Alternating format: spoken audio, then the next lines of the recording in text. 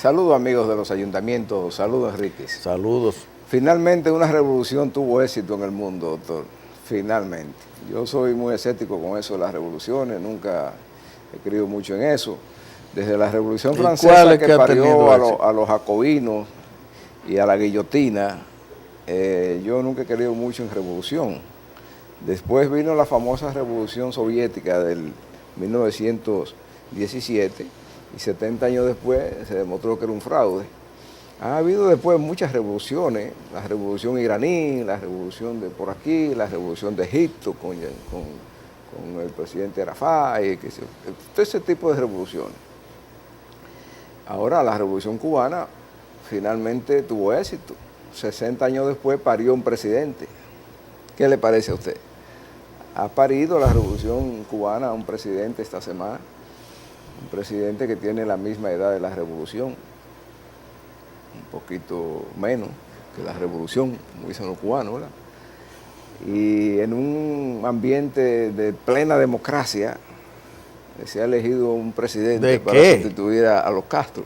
O de plena democracia. No, mire. Acto de plena democracia. Primero vamos por el procedimiento. El método que se usó allá fue unas elecciones donde en comunas, provincias y eso escogieron los diputados de ese congreso, ¿verdad? Sí. Entonces esos diputados iban en un solo partido, el Partido Comunista Cubano, y un solo candidato.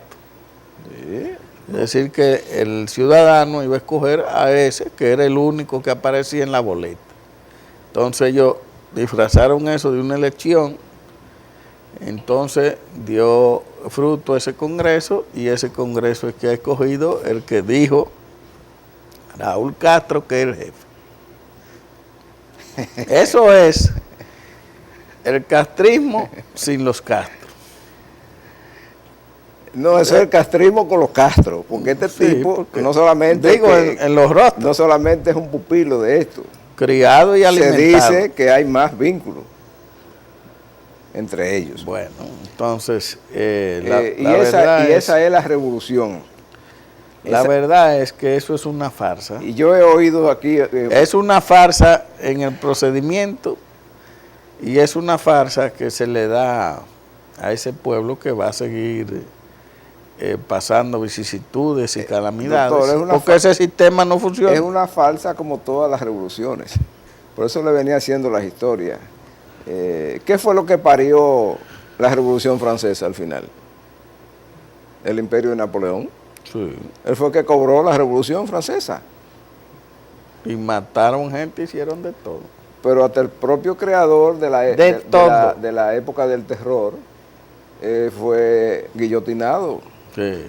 Porque ahí se desató una locura en la Revolución Francesa que tuvo su impacto más adelante con el tema de la Declaración de los Derechos Humanos, que tomó forma ahí, porque realmente los derechos humanos vienen de la Constitución inglesa de muchos siglos antes de la Revolución Francesa. Pero se ha tomado eso como un referente, pero eso parió una serie de monstruos y de figuras deformadas sociológicamente, que hasta nuestros días llegan los resultados.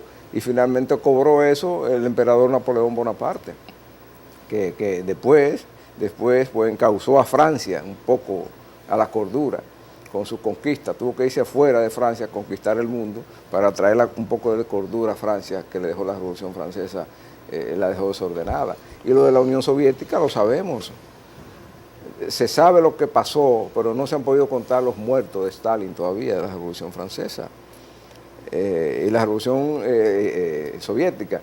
Y esa revolución de la Unión Soviética fue tan cruel que al fundador de la Revolución Soviética, que fue Lenin, se lo comió la revolución 2 o 3 años después. Listo. El propio Stalin se lo llevó. Eso comenzó así, porque así son las revoluciones. Esas revoluciones. La soviética fue la peor de todas, porque todos pensábamos para acá, ¿verdad? Para este lado, del otro lado de la cortina, ¿verdad? Sí, del telón de acero. Que vendían, yo recuerdo ya, yo muy joven, muchacho, que decían, no, porque los rusos son los más avanzados, no, porque en Rusia que está el avance. Bueno, pues cuando se cayó el muro de Berlín, que el mundo pudo observar lo que había dentro de lo que era esa Unión de Repúblicas Socialistas Y Soviéticas, sus satélites. fue totalmente un atraso lo que se vio. Sí. Un atraso. El mejor ejemplo fue Alemania, que como había un La pedazo, Alemania. había un pedazo de Alemania Usted vio que- bajo la égida sí. soviética, cuando cae el muro, lo que se destapó ahí fue, pero esto no es Alemania. Y la Alemania, Todavía la Alemania occidental, que es la de los imperialistas, sí, la ¿verdad? democrática. La democrática, Sí. tuvo que absorber A ese desastre. los alemanes que quedaron en el lado socialista, oriental, sí. Que prácticamente aniquilado en todo lo que se pueda considerar un avance. Todavía no han podido equilibrar. Todavía. Del 89 para acá, no han podido equilibrar las dos partes de Alemania. Y se sabe lo que está pasando, o se supone lo que pasa en la Corea comunista también. ¿Y qué decimos de la Revolución China? ¿Usted sabe lo que le costó a China la famosa Revolución Cultural de los años 60? No. Eso fue, bueno, igual que con los de Stalin, los muertos no se han contado. Hay que decir que Stalin no dejó un colaborador vivo y mató como 4 o 5 veces la cantidad de judíos que mató Hitler. Y no tenemos que irnos muy lejos para ver aquí mismo en las Antillas a Cuba. Sí, Compare a Cuba con República Dominicana. sí, compara con Jamaica. El avance de la República Dominicana es innegable en todo el sentido de la palabra, comparado con Cuba. Sí. Compare a Cuba con Puerto Rico, que es de los Estados Unidos. Compare a Cuba con Jamaica. Compare a Cuba con cualquiera de esas islitas Con Aruba. de ahí, Sí. de las Antillas Menores, Sí, o sí. con Aruba. Sí, con cualquiera. Entonces, Con Curazao, ese es un con sistema, Bahamas. ese es un sistema que evidentemente no ha satisfecho las necesidades que tienen los pueblos. Por ejemplo, y es un sistema tan malo que lo han importado a Venezuela, ¿verdad? Y en Venezuela todo estamos viendo lo que hay, desabastecimiento, de comida, de medicina, de dinero en efectivo que no hay. Oiga cómo es, dinero no hay para comprar. Una inflación que eso no tiene nombre. Problemas de todo tipo. Y antes, en la Venezuela, que decían que eran de los corruptos, pero había de todo. Había de todo. Yo fui y usted fue. Sí, claro. Había de todo y había, ir a Venezuela daba gusto ir, porque se movía el comercio, se movía todo, mucha comida, muchos restaurantes, mucho dinamismo. Sí, sí. ¿Y ahora qué es lo que hay? Bueno, la prueba es que aquí iban dominicanos a Venezuela como inmigrantes porque las condiciones eran mejores. Ahora es al revés. Ahora los venezolanos vienen aquí, ¿Y de qué manera? huyéndole a la Sí, crisis. ¿de qué manera? Y esos venezolanos están regados en América entera, en Miami, en Panamá, en Sobre Colombia, todo en Colombia. en América del Sur, en Europa, huyendo de la crisis. Entonces, ese sistema está prácticamente ya agotado. No funcionó, no dio resultado. Ahora vemos este cambio en Cuba, que yo no sé, pero el presidente que han puesto debe venir con la misma mentalidad. Que Cuba tiene que reconocer que ellos han admitido su fracaso, porque fíjense que con la presidencia de Raúl Castro han abierto algo. Por ejemplo, hay comercios ya privados que se pueden poner, que antes no existía eso. Sí. Hay, por ejemplo, pueden comprar y vender bienes inmuebles y bienes muebles. Y hay que pueden hacer negociaciones de venta de vehículos. Eso no se veía. Eso es hace 2 años. Eso es un gran progreso. Ese es un gran progreso. Entonces, el sistema que ellos instauraron es un sistema que le rinde beneficio a quién, a la clase gobernante. Partido Comunista. A la élite, sí. Y a la élite, sí. Pero después el pueblo. Pero en Cuba hay que ver los reportajes que llegan,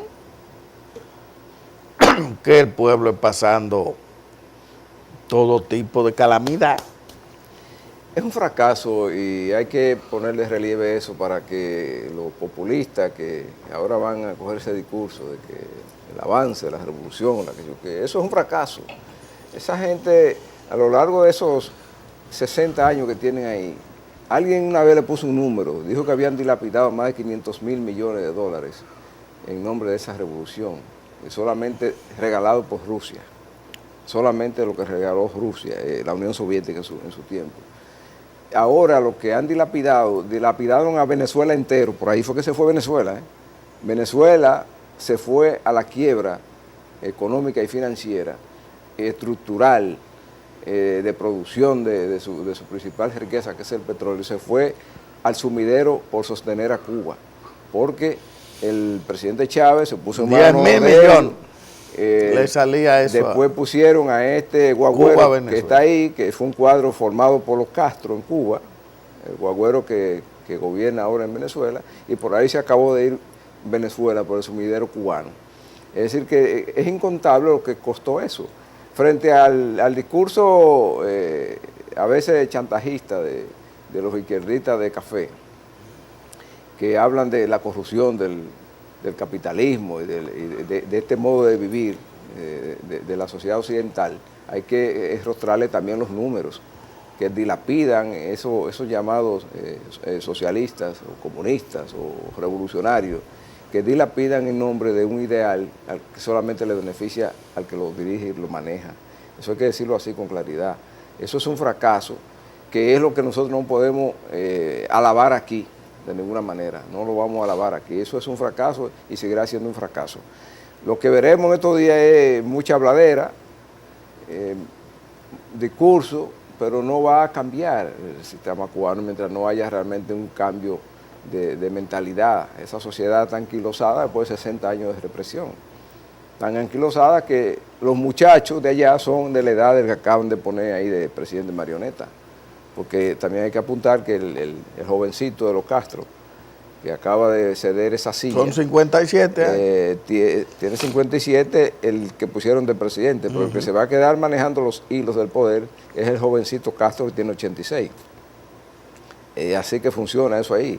Él no le soltó el partido. En definitiva, en Cuba hay un solo partido.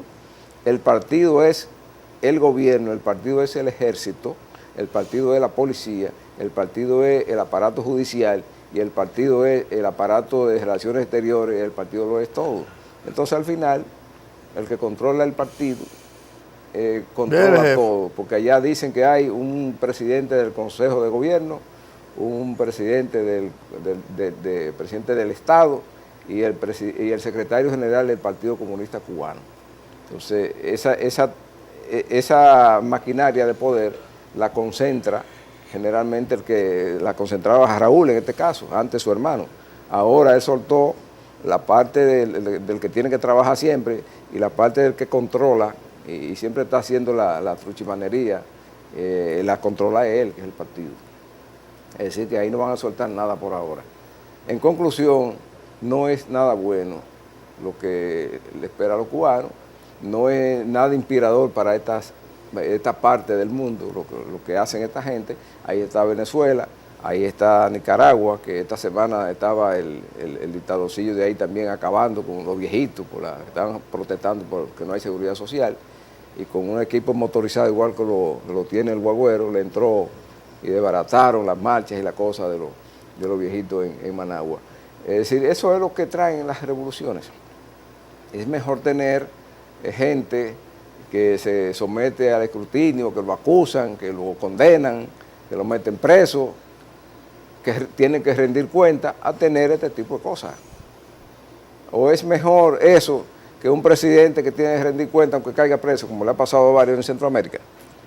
Bueno, yo prefiero aquellos. No, ahí no se rinde cuenta. Porque ahí no se rinde cuenta. ¿Y quién es loco? No se rinde cuenta. Y este jovencito... Mire, dejémonos de cosas. Este jovencito en Castro, Cuba lo que impera es una dictadura. Sí, pero al más férreo control. Una dictadura, o sea, una de dictadura verdad. que no existe en ninguna otra parte del mundo. Así. No, una dictadura. En ninguna otra parte del mundo. Porque los chinos tuvieron su apertura, los rusos tienen su manera de concentrar el poder, pero con No, apertura, y hay votos y competencia. y hay partidos y ese tipo de cosas. Eso no se compara ni siquiera con la dictadura de Corea del Norte. Ni siquiera con eso. Porque Corea es otra sociedad. En esa parte del mundo la gente es otro tipo de gente, piensa diferente. Aquí en el Caribe, en Latinoamérica, donde nos caracterizamos por la apertura y que todo el mundo está integrado y todo el mundo es todo ahora con las redes sociales, mantener ese anacronismo que se tiene ahí en Cuba, eso llora ante la presencia hasta de los dictadores. Esa es la realidad. Entonces ya veremos que lo que viene. Es una dictadura que además hay que poner de relieve, que ha ejercido con sumo control el tema de la discriminación a la mujer, la discriminación a las etnias que no son blancas. Pero es que ahí nadie puede hablar nada. Pero usted no entiende. Y no es una dictadura. Porque los revolucionarios hablan de que no puede haber diferencia entre género, ¿verdad? Ajá. De color, de posición social. Bueno, pues en mire, teoría. es una dictadura muy racista y muy excluyente del género femenino, además. Eso también hay que ponerlo de relieve. Y este señor que ha puesto otro en su silla ahora, también hay que decir que era la mano armada de la dictadura desde su inicio. El Raulito, ese. Sí. Ese era el que fusilaba a la gente. Sí, el duro. Ese era el duro. Siempre estuvo, desde que bajaron de la Sierra Maestra con su revolución, siempre estuvo al control del ejército. No, y matando gente. Sí, él era el que fusilaba. Sí. Fusiló tanta gente que hasta sordo se ha quedado. Vamos a una pausa.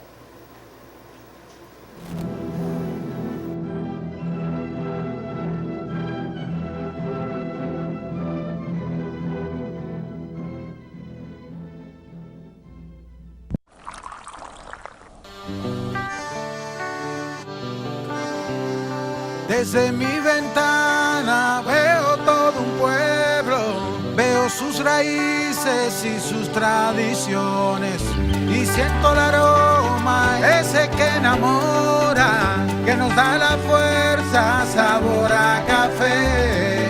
Y en toda la tierra reina la esperanza, también los recuerdos que nos hacen crecer. Estés donde estés, nos une el aroma que sabe a café. Café Santo Domingo, sabor que empieza en el aroma. Estés donde estés, nos une el aroma. Café Santo Domingo, sabor que empieza en el aroma. Tu café de siempre.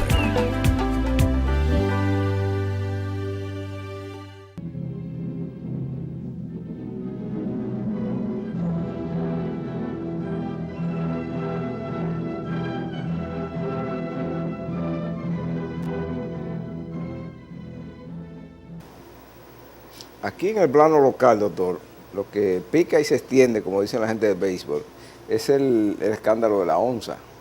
La gente se ha quedado alarmada con las cosas que han salido últimamente, pero sobre todo con la capacidad que tiene el gobierno de amplificar sus propios escándalos.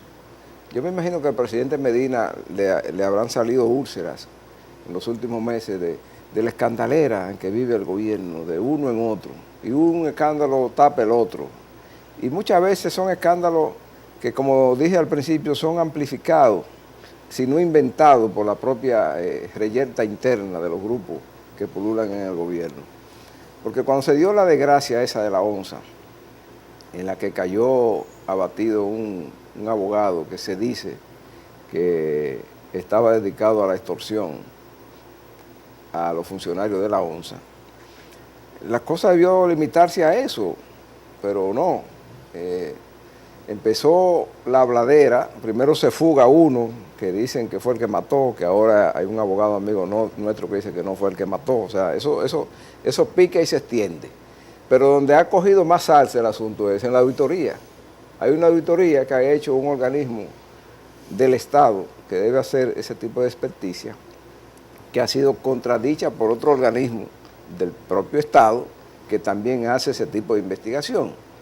Y los funcionarios, que en este caso salen señalados por el manejo irregular de miles de millones de pesos en esa institución, lo que dicen que ellos se acogían a reglas que estaban dichas, porque una agencia de esa decía que unas reglas no se podían aplicar, que las que aplicaban eran estas. O sea, mire qué tipo de contradicciones tiene el Estado, que sus propios organismos descartan a veces las reglas que están ahí. Sin embargo, cuando le van a aplicar una regla estricta de la ley 340, solamente se acuerdan de aplicársela a un ayuntamiento o a un distrito municipal. La propia institución que debe fiscalizar las ejecutorias de los funcionarios públicos dice que no pueden acogerse a ciertas normas de la propia ley. ¿Y a quién le creemos? ¿Qué es lo que vamos a hacer? Entonces sale por un lado la directora de compra y contratación amplificando la bulla, por otro el contralor, por el otro la Cámara de Cuentas, en otro el procurador, en otra esquina el director actual de la ONSA. ¿Pero y cómo es? Pero mire, pero ¿y qué? Este caso, ¿eso es una revolución también? No, pero este caso de la ONSA es un caso que hay que verlo con varios puntos ahí que son preocupantes. Por ejemplo, primer punto, la Dirección de Compra y Contratación. Violaron todo. Todo. Y entonces dice que hay una norma que mandaron, que qué sé yo qué, del 2008, que bueno, pero entonces ¿de qué estaba la dirección? ¿Hay ley o no hay ley? ¿Cómo es? ¿O la ley nada más es para los ayuntamientos? Entonces la directora no estaba al tanto, o no sabía, o se hizo la loca. Ese es un caso. El otro caso es que a mí siempre me llama la atención, es que la Contraloría, usted sabe que tiene una unidad en cada institución del Estado. Entonces, ¿para qué está la unidad?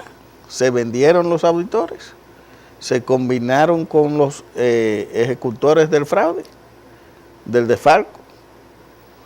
Bueno, no. Bueno, pero no, usted sabe que hay una unidad Sí, de la Contraloría ahí instalada. Lo sé. Entonces, es una cuestión que estos organismos ahora se están tirando la pelota, que no que fue en ellos, no que fuiste tú, no que eres tú, no que...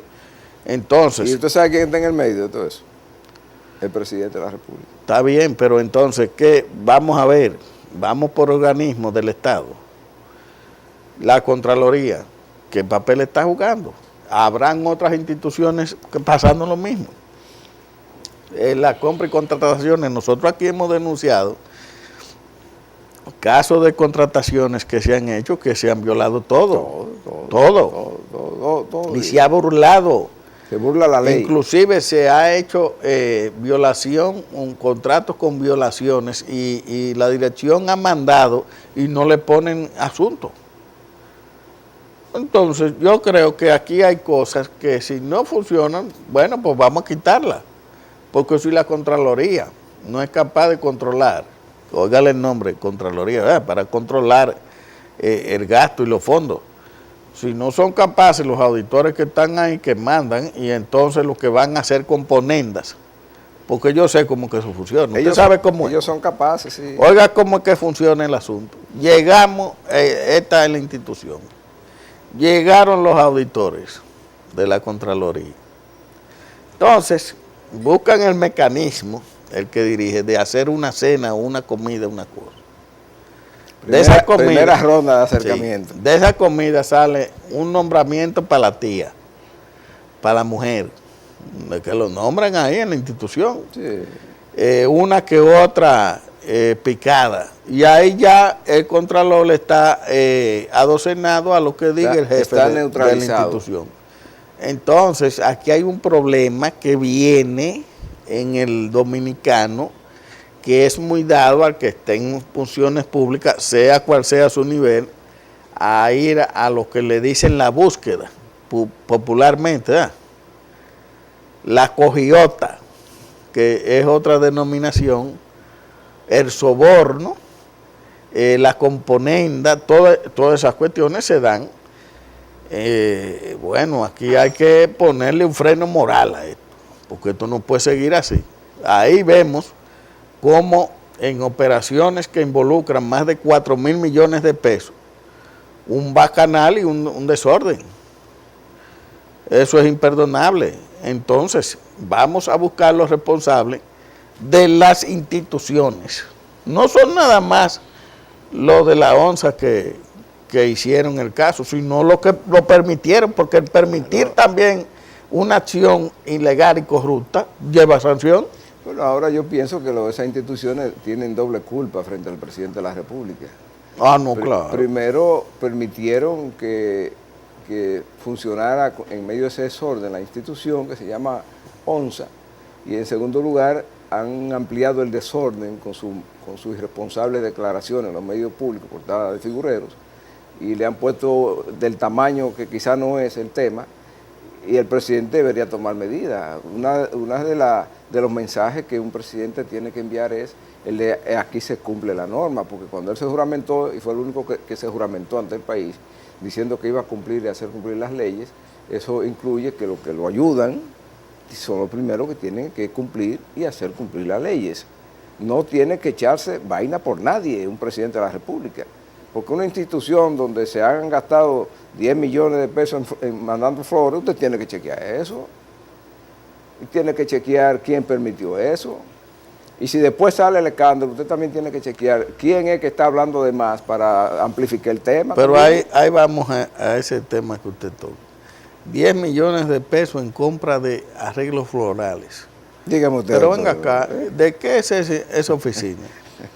Es una oficina que tiene que ver con transporte, es decir, guaguas, personal, talleres y asuntos de vehículos y mecánica y cosas. Mecánicos y choferes no piden flores. Pero ninguno. Flores. Ninguno piden flores. Pero flores y 10 millones. ¿Y qué es eso? ¿Cómo se justifica eso ahí? Porque hay cosas que son injustificables. 10 millones en flores. Oiga bien, millones, 10 en flores. Pero eso es grave. Eso es grave, pero más muy grave es cuando usted porque ve, llama la atención. Ya ese tema. Flores. Eso llama la atención. Entre paraguaguas y cosas. Oye, eso no se entiende. Paraguagüero y mecánico. Sí, eso no se entiende. No cuadra. Un mecánico con una flor. Una flor, eso es poco tierno, ¿eh? Sí, eso no pega. Para que le den un arreglo de no cabe ahí. Eso así no. No, así no, eso no cuadra. Así eso no cuadra. Pero además, cuando usted hace el análisis de lo que salió, no de la auditoría, lo que salió cuando el crimen, cuando se derramó la sangre, como diría el profesor Vincho Castillo, sí. Nos damos cuenta que había, dirigiendo la ONSA, una pandilla de criminales, señor, de matones. Muy lamentable. Pero al más alto nivel. Estamos hablando que quien manejaba el despacho de la dirección de la ONSA es el que van a traer en las próximas horas, amarrado de Nueva York para acá. Exacto. Que el que dirigía el departamento financiero de la ONSA está también trancado por esa razón. Y que la auditoría ha dicho que todo el andamiaje de compra y contrataciones lo dirigía él, que era el que pagaba. Un coronel. Y que hay un coronel además, y que todos sus familiares tenían compañías que le vendían a la institución. Suplidores. Sí. Pero venga acá.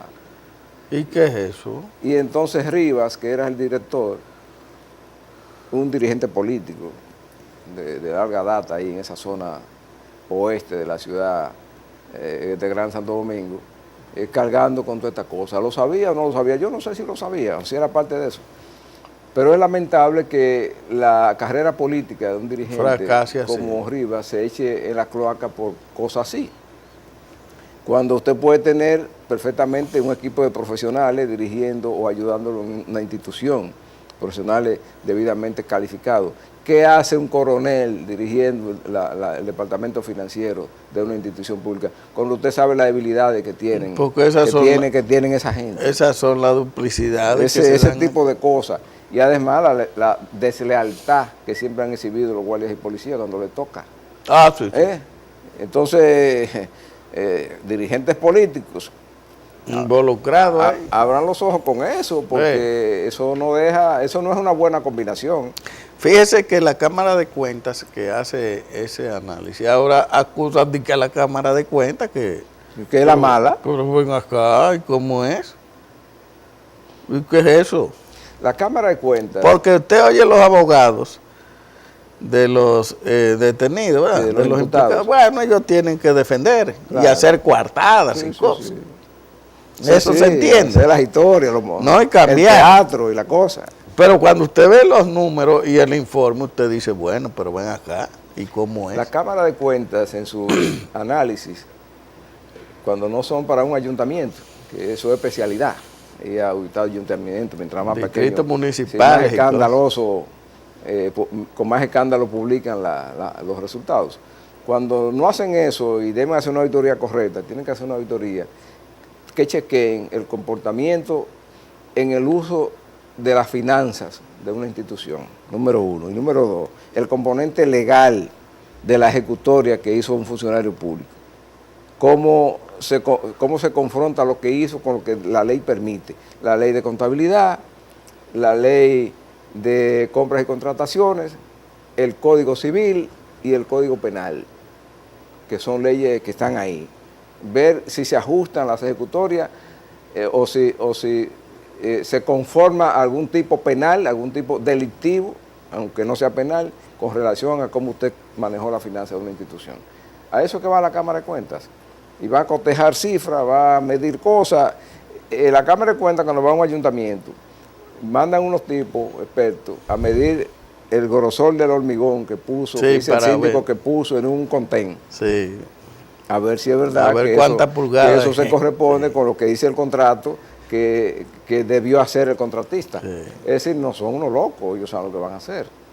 Entonces, ahora no podemos crucificar a la Cámara de Cuentas. No. Porque hizo una auditoría que dice que en la ONSA se gastaron 10 millones de pesos mandando arreglos florales. No, y muchas manejos incorrectos. Sí, muchas cosas que deberían ser el asidero, digamos, el punto de apoyo, la palanca de empuje del presidente de la República para hacer cambios profundos en muchas instituciones, para que no lo hagan quedar mal. Porque dentro de 2 años... Sí, ya en este final del periodo, él debe dentro de 2 años el presidente entrega su mandato, 2 años y unos meses, y solamente a él es que le pasan después las cuentas. Por lo menos con el peso político que eso conlleva, porque un funcionario lo trancan, ahorita lo descargan, se la busca, sale suelto, pero la carrera de un dirigente político cuando lo demandan a esos niveles se destruye, con un agravante. En el caso de cuando se llega a los niveles de presidente o de ministro, eso arrastra al partido. Siempre. Eso arrastra al partido. Sí. Mire lo que le está pasando al Partido de los Trabajadores de Brasil, con su presidente y líder preso.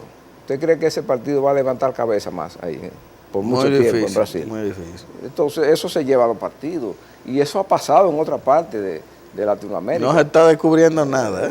O sea, no es nuevo. Eso no es Entonces nuevo. El presidente lo sabe, porque el presidente, dicen los seguidores, esos fanáticos que él tiene, que es el que más sabe de política. No, que el presidente... El que más sabido, el que ha montado todo. Pero el presidente lo que tiene que cuidarse es de sus amigos. De muchos de como le dije a Trujillo y de sus funcionarios. Así fue. Que son esos los que hacen los líos. Sí. Mire ese rebú. En el caso de Trujillo fueron los amigos que lo mataron. Los mismos amigos. Eso mismo, lo mismo. Yo ni a veces lo di. Hasta familiares. Sí. De eso es que hay que cuidarse. Entonces de eso, estamos hablando del caso del que era director de la ONSA, que está detenido por... Un dirigente de primera. Pero de la confianza íntima del presidente de la República. Exacto. Y le pagó así esa confianza. El presidente tiene que revisar cuántos de esos que él le tiene mucha confianza, andan por malos pasos, para que no se le cargue el dado a él. Porque yo apuesto a la que el presidente no apadrina eso. No lo puede apadrinar porque ¿en qué se beneficia el presidente de que la ONSA gaste 10 millones mandando arreglos florales? Él tiene alguna floristería. Mandando flores. No, entonces el presidente no le conviene eso. Pero hay cosas que sinceramente dan risa porque una institución que lo que es de choferes, mecánicos, mecánicos, venir a 10 millones en flores. Bueno, pero además 10 millones. Es decir, que ahí mandaban flores era a todo el mundo un paquete de flores y de cosas increíbles. Usted se imagina un gomero que cambia la goma en la guagua, recibiendo un arreglo de flores. Y casi siempre a una institución que era que vendía, Maratana, una cosa así, era porque eso es falso. floristería. Porque esas son ventas falsas. Ventas falsas. Eso, No, y hay otra parte que es la sustitución de chasis, hicieron de todas las cosas incorrectas. Sí. Se hicieron ahí. Yo recuerdo cuando la ONSA era otra cosa, que el director fundador, que fue de Iterendeso, siempre rendía cuenta de lo que estaba haciendo, los planes, tanta guagua. Y al final de su gestión, que fue el último antes del director encarcelado ahora, eso languideció porque el gobierno como que lo abandonó. Sí, no era, lo abandonó. No tenían eso en prioridad. Cuando asumieron el proyecto del metro de Santo Domingo, no integraron esa institución. Y quizás fue mejor, porque entonces hubiesen mandado 30 millones de arreglos florales si fueran parte de la estructura del metro, que tiene tanto dinero disponible. No hay justificación para lo que pasó ahí. Ninguna. Y no hay justificación para el lecho de sangre que desencadenó el escándalo. Tampoco para eso hay justificación. No importa qué culpabilidad se pueda mostrar más adelante que tenía la víctima en las acciones de extorsión que se denunciaron. Nada justifica eso. Y lo que dio pie, si hubo extorsión y chantaje que llevaron al acto criminal, lo que dio pie a eso fue los niveles de escándalo que habían ahí. Que si usted se enteró y consiguió que eso se le convirtiera en un negocio, bueno, lo convirtió en un negocio, que el negocio al final salió mal para las partes, lamentable. Pero lo que dio pie a todo lo que pasó, incluyendo el hecho sangriento, fue el nivel de debilidades administrativas que acusaba esa institución, que eso era vox populi. No, vox populi. Eso era vox populi. Sí. Yo conozco amigos que conocen eso ahí, que me decían que eso era una tanda se oía, eso se oía. Y llegó un momento, recuerde, que la ONSA era ONSA y no tenía guagua. Una vez, sí. Sí, en la administración actual del presidente Medina, con el director encarcelado. Era la ONSA y no tenía guagua. Después le dieron una inyección, trajeron guagua. No, y la del metro, que vinieron una guagua que estaban del metro en el muelle, que duraban más de un año ahí. Y después la soltaron y la ONSA cogió un respiro. Y en ese respiro aumentaron los gastos. La verdad es que es muy lamentable, pero ya le tocaría a la justicia decidir este caso. Y va a ser complejo decidirlo. Es muy complejo porque hay muchos involucrados, porque ahí también entran la parte de instituciones, no instituciones, sino negocios privados, que se prestaron a ese tipo de maniobras. Sí. Porque eso también hay complicidad doble del privado y del público, y entonces nosotros esperamos que la justicia actúe correctamente. Porque hay corruptos y corruptores. Y el presidente no tiene que meterse en eso porque él lo que quiere es salir de eso, y eso es un problema, por su propio gobierno que lo está sometiendo. Yo lo que exhorto al presidente... Que fue burlado el presidente, y engañado. Que tome eso como pretexto para hacer limpieza. Fue engañado. Hay muchas instituciones que necesitan limpieza. Ahora es el tiempo. El presidente no tiene que esperarse en agosto. No, él puede someter a muchas instituciones a un proceso de profilaxis moral que lo va a ayudar a él a rendir buenas cuentas. El presidente siempre ha sido una figura de bajo perfil en ese plano de la finanza y las economías. Nunca uno le ha conocido apaviento al presidente. Es un hombre humilde. Él llegó a presidente, ahí andaba prácticamente solo. Hasta que el grupo lo agarró ahí y ya no lo dejan ver. Pero antes era una persona muy asequible, afable y sobre todo sencillo. Ahora, después que estás respirando los aires contaminados de los polvillos de las alfombras del palacio, las cosas evidentemente cambian, pero no creo que su inteligencia haya sido afectada a los niveles que no vea que es necesario una operación limpieza a ciertos niveles y que chequee lo que están haciendo muchos funcionarios, que al final se le pegue el favo a él, ¿verdad? Y gente nombrando gente a lo loco, explotando Sí, nóminas. todo ese tipo de cosas. Hubo una diputada que puso en la palestra hace unos meses la duplicidad de funciones que tiene el gobierno en muchísimas Hay agencias. instituciones que hay que Sí, eliminarse. que yo hubiese sido presidente y me agarro de eso. Y empiezo a dar para allá y para acá, a resolver. Con una tijera. Sí, me vuelvo un cirujano a dar bisturí. Y además las finanzas públicas. A organizar. Las finanzas públicas ahí tendrían un respiro ahora que hay tantos problemas de déficit de eso. Porque hay instituciones que ya no rinden ninguna labor, sin embargo tienen una nómina demasiado abultada. Por ejemplo, este es el caso del Instituto de Estabilización de Precios. ¿Para qué? ¿Y el Instituto Agrario para qué sirve? No, ya eso no tiene, eso es para dar título. ¿Y Corde? No, Corde ya está desaparecido. No, Corde tiene una nómina. Está bien, pero es lo que se dice. ¿Y el SEA para qué sirve? No, ya eso debe reducirse. Es decir, hay varias instituciones del Estado es como un centenar. Que eliminarse. Como un centenar, pero ahí está el propio sector transporte, en el que está la ONSA. Es un desorden también. ¿Cuántas cosas hay ahí? Desorden. Quisieron un instituto y qué. Yo creí que iba a ser un ministerio. No, porque yo le dije lo del instituto, que fue que las nóminas de la OTTT, de la Dirección de Tránsito de Obras Públicas y todo, pasó, le cambiaron el nombre y ahora es el Intran, porque es lo mismo. Estamos en lo mismo porque dejan el mismo personal allá adentro. Y no han resuelto nada. Pero ¿qué van a resolver? Porque aquí hay un problema que es en las finanzas, que hay que reducir la nómina del Estado. Pero eso no se quiere. Y usted se pregunta, ¿y por qué que no se quiere? Yo no entiendo. ¿Cuál es la Porque, inteligencia por de ejemplo, eso? el presidente de la República y el ministro de Hacienda, que son los que manejan eso, usted sabe la carga que es a fin de mes para pagar sueldos y cosas. Eso no es fácil. Y un nominón abultado y con instituciones que no rinden ninguna labor. Entonces, si fuera yo partiría por lo más conveniente, que sería ir eliminando instituciones, porque eso no se aguanta. Bueno, eso es imposible. Aquí hay muchas cosas que necesitan eliminarse necesitan de acción presidencial para que cambien. Y cosas que tienen las mismas funciones. Sí. Hay muchas cosas en las que el presidente se puede entretener. O reducirse a direcciones. Oiga bien, muchas cosas en las que el presidente se puede entretener y cosechar muchos aplausos de la ciudadanía. Vamos a una pausa.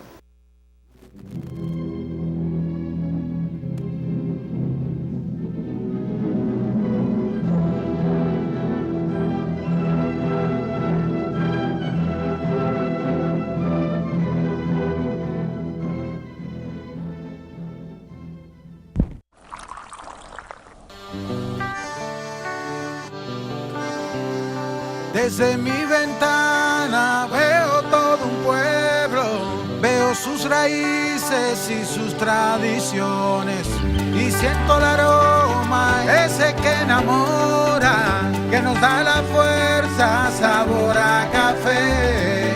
Que en toda la tierra reina la esperanza, también los recuerdos que nos hacen crecer. Estés donde estés, nos une el aroma que sabe a café. Café Santo Domingo, sabor que empieza en el aroma. Estés donde estés, nos une el aroma. Café Santo Domingo, sabor que empieza en el aroma. Tu café de siempre.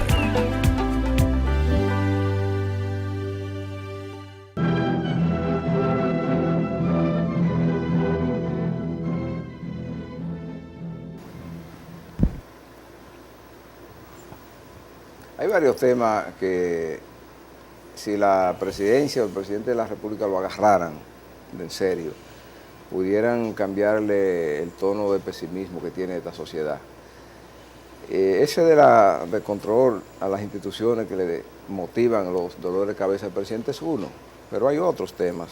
Está el tema de la seguridad, está el tema de la migración, que son asuntos que preocupan a la población.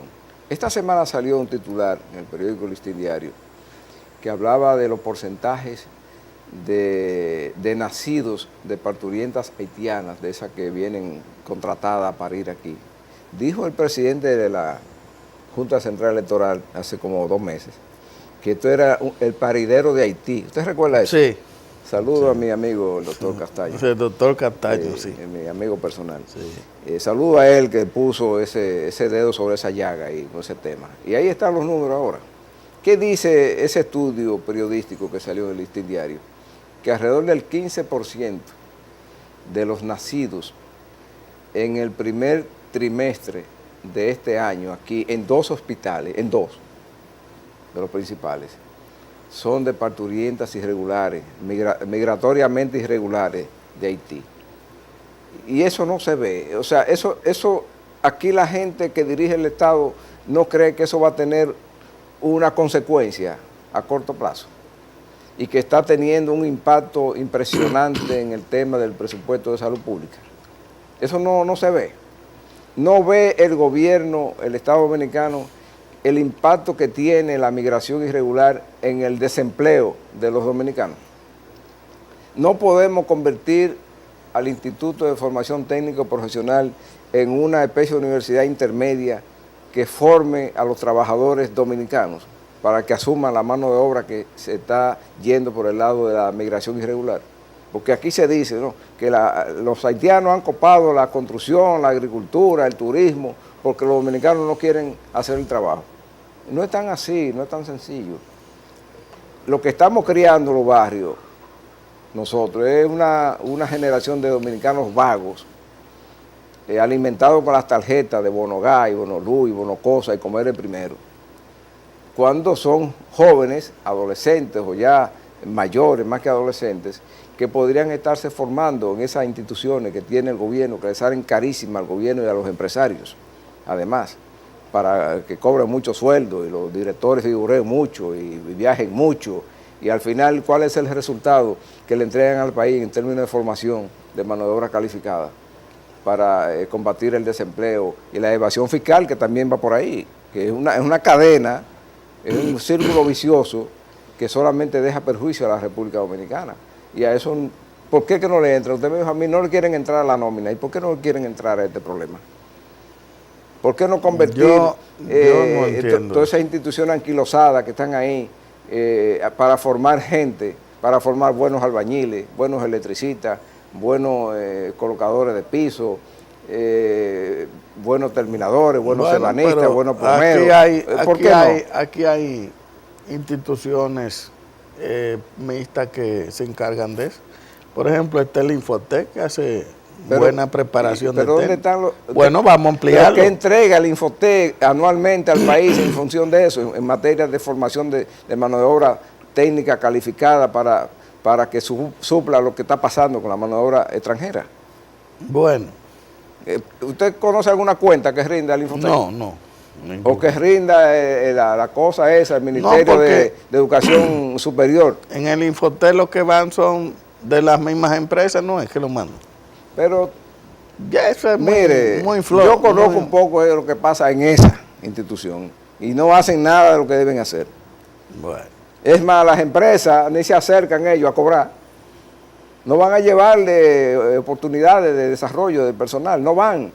Van allá a apoyar, a ver si han pagado, no han pagado, pero no van a llevarle una propuesta. Mire, usted necesita, vamos a auditarle el personal, usted necesita esto.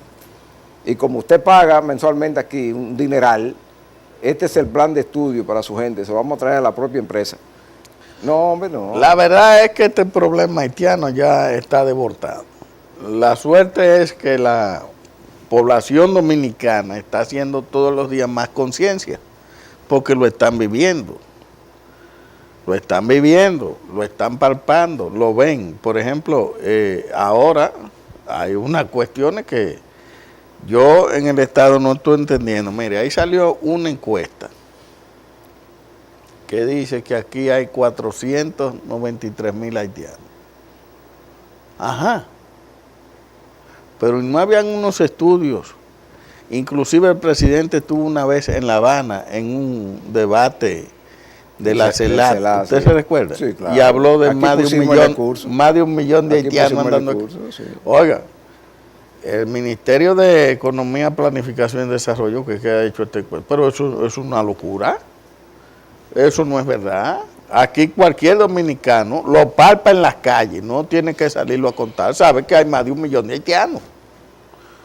¿Y por qué vienen con este tema? Yo sinceramente no lo entiendo. A veces actúan como agentes extranjeros, ¿eh? ¿Quién controla? Actúan como agentes extranjeros. ¿Quién dirige la Y eso institución está que penado. dio esa información? Y no es el Ministerio de Economía, Planificación. Eso está en manos de la sociedad civil, la misma que defiende que nosotros somos patria, eso no es formamos verdad. la patria y somos racistas con haitianos. Eso no es verdad. Entonces, el gobierno tiene un problema serio. Hay un problema. Tiene el enemigo durmiendo en su cama. Abajo. Tiene un problema. ¿Usted recuerda esa famosa película de Durmiendo con el enemigo? Sí. Bueno, así está el gobierno nuestro, durmiendo con el enemigo. Durmiendo con el enemigo. Sí, porque aquí pusimos de relieve esa vez la intervención del presidente en Cuba y lo repetimos aquí, fuimos los medios, Sí. lo repetimos y que nos pagaran. Sí, claro. Y de buenas a primeras, unos 2 o 3 meses después, desde el Después propio de eso, Palacio, se aflojó. no, y yo no desmintieron, entendí. desmintieron lo que dijo el presidente con las acciones. Sí, ahora con este estudio que se hizo y lo que hay, bueno, se ve una contradicción que no se tiene nombre. Ahora, hay una ley que hizo el gobierno de regularización. Apliquen la ley. Pero usted sabe para qué fue Lo que dice. ¿usted sabe para qué fue la ley de regularización? Fue una respuesta de eso que A duermen la con el enemigo, a la sentencia. sentencia para no aplicar la Sí, sentencia. para no aplicar. Fue así. Esa fue la rebelión de los funcionarios pro sociedad civil que hay en el gobierno a la sentencia del Tribunal En contra de la Constitucional. República. Sí, porque la sentencia decía otra cosa. Otra cosa. Y ellos lo mediatizaron con la ley y ni eso aplican. Ni esa la Ni aplican. eso lo aplican. Que decía que iban porque a no hay deportar. interés. Porque hemos dicho aquí qué es lo que motiva, cuál es la causa eficiente del problema de la complacencia con el tema haitiano. Que es que el gobierno parece que es rehén de algunos comerciantes radicados aquí. Ese es el que no otro quieren que eso se puntico. arregle. Ese es el otro puntico poderoso ahí. Los comercios y la gente que tienen intereses en que Haití y esto se unifique. Para ello ampliar No, que se mantenga su como está, mercado. porque ellos son los que mandan patanas y cosas. vender para por allá. mantener su mercado y su cosa. Y sin puntos de aduana y sin control. Es un desorden. Ya ahí, hablamos de eso. porque hay un Haití desorden. y a República Dominicana le conviene que haya una frontera. A los dos países le conviene. Sí, a los dos. A los dos países. Más a este que a aquel. Pues claro, más a nosotros que somos los que tenemos que perder. Pero a Haití también le conviene. Bueno, el pequeño no quiere que hablemos de Haití. Los ayuntamientos regresan la próxima semana.